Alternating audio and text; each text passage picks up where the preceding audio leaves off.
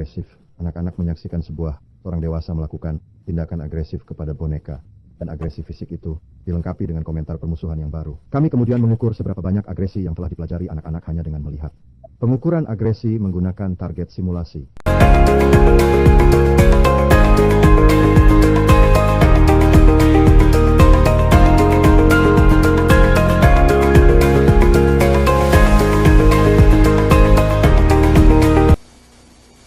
Pada tahun 50-an, Leon Festinger dan Merrill Carl Smith melakukan eksperimen di mana siswa melakukan tugas yang membosankan. Salah satu staf Festinger meminta para siswa untuk melakukan sesuatu. Baik, saya akan menjelaskan kepada Anda tentang apa yang kami pelajari di sini. Ini adalah pengaruh dari persiapan mental terhadap kinerja. Subjek lainnya diberitahu bahwa eksperimen ini akan dilakukan. Sangat menyenangkan. Sebenarnya ini akan menyenangkan. Saya punya permintaan yang agak aneh untuk Anda. Subjek berikutnya menunggu di luar, tetapi orang yang biasanya memberikan penjelasan tidak ada. Bisakah Anda menggantikan dia? Kami pikir kami akan membutuhkan seseorang di masa depan. Jadi saya ingin menawarkan Anda $20 dan meminta Anda untuk siap sedia. Oke? Setengah dari siswa secara acak ditugaskan ke kelompok yang menerima $20 untuk berbohong.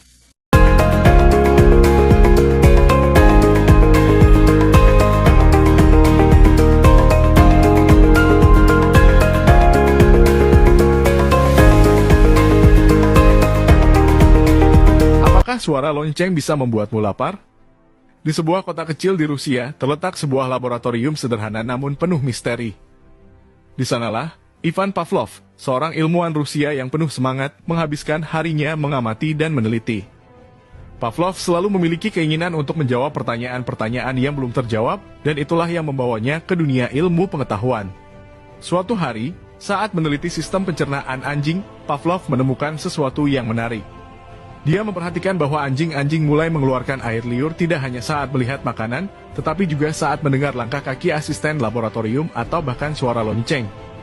Ini adalah awal dari sesuatu yang baru, sesuatu yang belum pernah ada sebelumnya. Melalui serangkaian eksperimen cermat, Pavlov mulai menguraikan misteri refleks bersyarat. Dia menunjukkan kepada dunia bahwa perilaku bisa dipelajari dan dimodifikasi melalui pengkondisian. Kini, lonceng bukan hanya sekedar benda, tetapi sebuah simbol dari bagaimana kita bisa memahami dan mempengaruhi perilaku.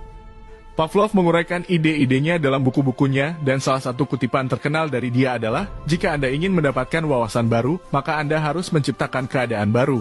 Kita bisa mengambil inspirasi dari karya Pavlov untuk selalu mencari keadaan baru dalam mengeksplorasi dan memahami dunia di sekitar kita.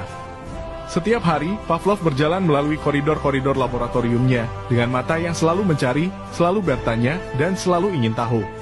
Dia mengajarkan kita bahwa melalui pengamatan dan eksperimen, kita bisa membuka pintu ke dunia pengetahuan baru.